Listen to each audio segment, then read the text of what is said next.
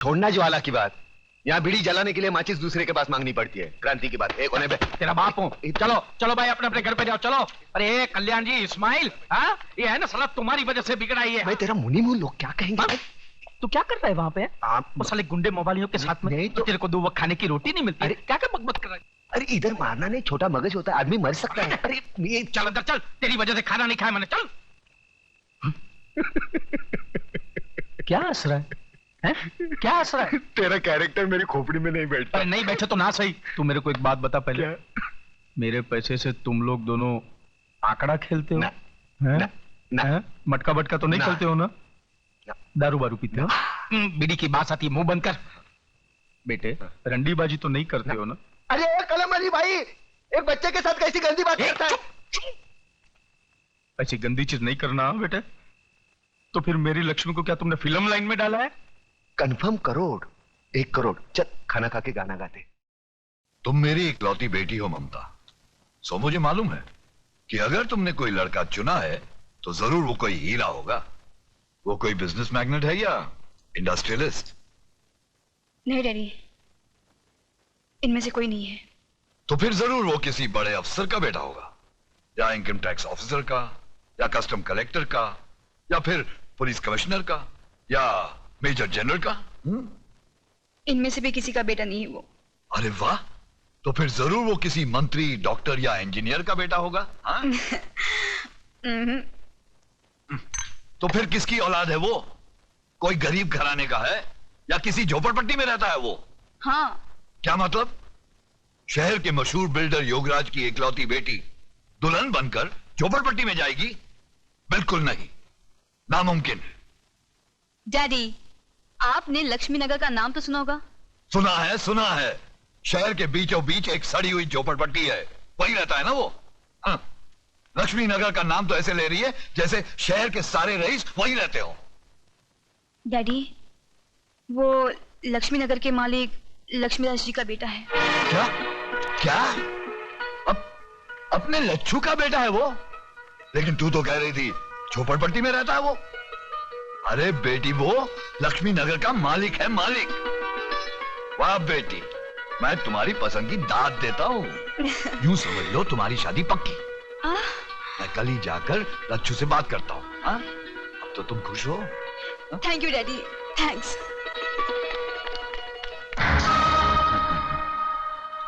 वाह बेटी वाह, क्या सही निशाने पे तूने तीर मारा है। लक्ष्मी नगर पर योगराज नगर बनाने का बहुत पुराना सपना था मेरा। आज तेरी वजह से वो सपना पूरा होते हुए नजर आ रहा है मुझे। लच्छू योगू, अरे योगू मेरे यार। अरे तू तो बिल्कुल वैसा का वैसा ही लगता है, एकदम दुबला पतला। हा? मैंने तो सोचा था कि आदमी के पास पैसे आ जाए तो बड़ा झाड़ा मोटा हो जाता है। अरे यार तुझे देखकर अपना बचपना याद आ गया। याद है तुझे तू कैसे छोटे छोटे मिट्टी के घर बनाता था? हा? और आज शहर की ऊंची ऊंची बिल्डिंगें बनाने वाला योगराज बिल्डर। अरे बातें छोड़, ये ज्ञानचंद जी हैं। अरे ज्ञानचंद के ज्ञान के बारे में तो मैं बहुत कुछ सुन चुका हूँ। तुम्हारे कारोबार का काला सफेद कोई भी काम इनके ज्ञान के बाहर थोड़ी है कि नहीं? कंगी अंदर अंदर रखो, बहुत बुरी आदत है इसकी। आइए आइए, आओ आइए बैठिए आइए। हाँ तो भाई साहब बोलिए, क्या पियेंगे, गरम ठंडा? कुछ नहीं, मैं ओवल्टीन पीऊंगा। नहीं वो घर में नहीं है। ये एक और बुरी आदत है इसकी। देख लच्छू, हाँ तू तो मुझे बचपन से जानता है, मैं घुमा फिरा के बात नहीं करता। बराबर। देख, तेरा एक बेटा है, हाँ मेरी एक बेटी है। हाँ। जो कुछ भी तेरा है वो मेरा है, और जो कुछ भी मेरा है वो समझ ले तेरा है। यानी तेरा जो कुछ भी है वो मेरा है? हाँ, वो कैसे?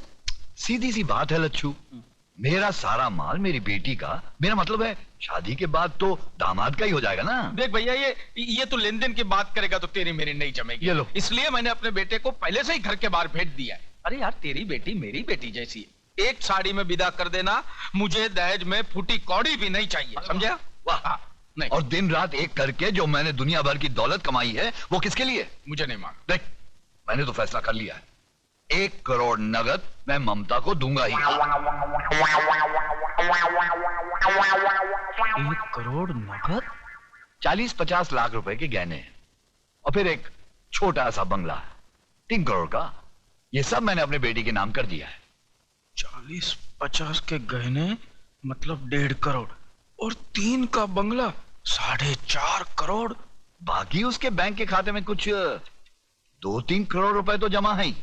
अब बाप बनकर मैं उस पर नजर थोड़ी ना रख सकता हूं। 3 करोड़ का तो बैंक बैलेंस 7.5 करोड़। अब जिंदगी भर दूसरे लोगों की शादी पर पैसा मैंने बांटा। हाँ अब अपनी बेटी की शादी पर वो लोग पैसा देंगे ही ना। हाँ हाँ, क्यों नहीं देंगे। यूं समझ ले कुछ 40-50 लाख रुपए तो हो ही जाएंगे। 40-50 की बख्शिश यानी 7.5 और 50 8 करोड़ की लक्ष्मी। देख, अब तू ना करके दोनों प्यार करने वालों का दिल मत तोड़ देना। अरे मैं कैसे ना कह दूं भैया, लेकिन हाँ यार, ना का फैसला तो तेरी मर्जी से ही होगा ना। मैं तो अपनी बच्ची के लिए कुछ भी कर सकता हूँ। बस तू जब हाँ कहेगा हम दोनों की शादी कर देंगे। ठीक।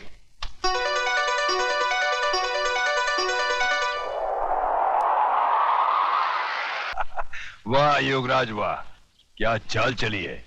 हम तो समझा था कि राजनीति में नेताओं को भगवान भी मात नहीं दे सकता, मगर तुम तो नेताओं से भी आगे निकल गया। क्या चाल चली है, हैं? मैंने तो अपनी चाल चल दी है, मगर सारे पत्ते जो हैं वो अब आपके हाथ में हैं। आप चाहें तो उस लक्ष्मीदास स्टेट पर योगराज नगर यूं बन सकता है। अरे बन सकता है क्या योगराज, समझो कि बन गया। क्यों चंद्रू? अरे तुम्हारा दिमाग खराब हो गया देशमुख। अरे वहां कोई क्रिकेट का खाली मैदान है जो तुम उधर जाके बिल्डिंग बना लेगा? गिरे, अरे हमारा तो समझ में नहीं आता है कि तुमको इस राज्य का मंत्री पद कैसे मिला। 40 साल से बसा लोगों को हटाएगा कैसे? अरे भाई, 40 साल से जो काम नहीं हुआ वो 40 मिनट में कर देगा। झगड़ा तो मत करो तुम लोग। नहीं चतुर जी, नहीं, अभी नहीं, प्लीज। इलेक्शन सर पर है अभी, और वो इलाका मेरा वोट बैंक है। आपको जो कुछ भी करना है इलेक्शन के बाद कीजिएगा, प्लीज। ए ना चल बे, ए ना चल बे। अरे ऐसा लफड़ा तो इलेक्शन में होता ही रहता है। अरे काम करेगा दादा, नहीं समझा? अरे तुम हमको बदनाम करो, हम तुमको बदनाम करता है। हा? हा? अरे बरसों से जो हम जैसा देशभक्त नेता लोग करता आया है। दंगा फसद का बात, दंगा फसद के मामले में दादा का हाथ पूरा हिंदुस्तान में कोई नहीं पकड़ सकता है। बस बस, बहुत तारीफ हो गया, अभी आगे बोलो, करना क्या है? अरे इलेक्शन का 2-4 मीटिंग के बाद एक जोरदार धमाका। भाइयों और बहनों, आजादी के बाद कितने इलेक्शन आए और गए, कितने नेता आए और भाषण दे देकर चले गए, लेकिन इस बार हमने दोनों पक्ष के नेताओं को एक ही साथ बुलाकर आपके सामने खड़े कर दिए हैं। तो लीजिए, ये हैं जनता जागृति दल के नेता श्री बब्बन राव देशमुख, और इनकी निशानी है डूबती नैया। इसलिए ये हमारे देश की डूबती नैया को बचाने आए हैं। बजाओ ताली। सुनो सुनो, ये है क्रांति दल के क्रांतिकारी नेता श्री चंद्रसेन आजाद। इनकी निशानी है जली हुई रोटी। इनका दावा है कि देश के हर भूखे नंगे को रोटी खिलाएंगे और खुद भी दबाकर खाएंगे। बजाओ ताली।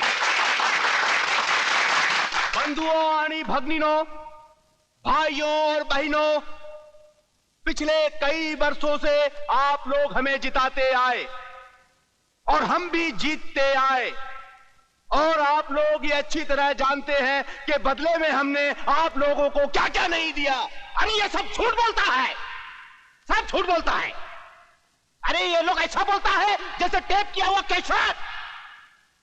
मगर आज आप इन लोगों का बातों में नहीं आने का।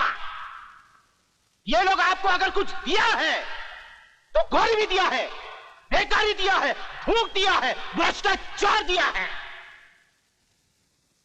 ये ना चल बे, ये सरकार ना चल बे। ये क्रांति दल के लोगों की दोगली बातें सुन सुन के मेरा खून खौलने लगा है।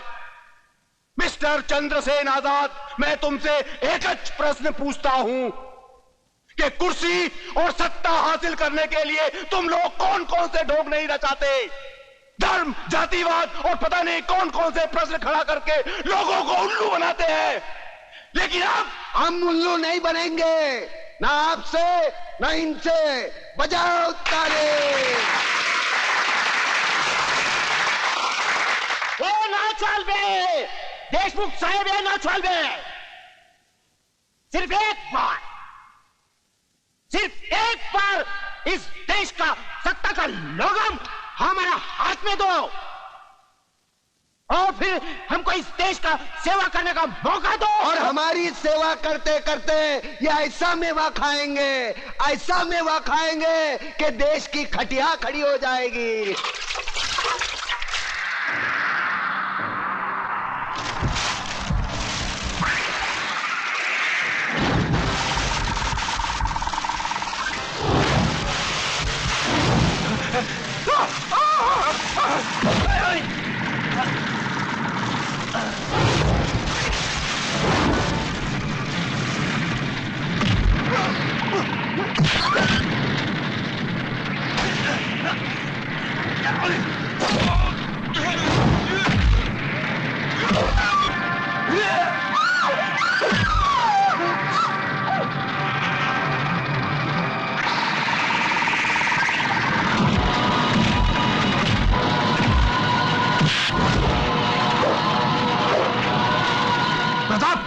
ये देख, बस्ती में आग लगी। प्रताप, क्या हुआ? लक्ष्मीदास जी, उन्होंने मेरी बीवी को काट डाला। किसने? वो देख के भड़के हैं। हिंदू मुसलमान एक दूसरे को काट रहे हैं। मुझे जल्दी चलो लक्ष्मीदास जी, जल्दी चलो।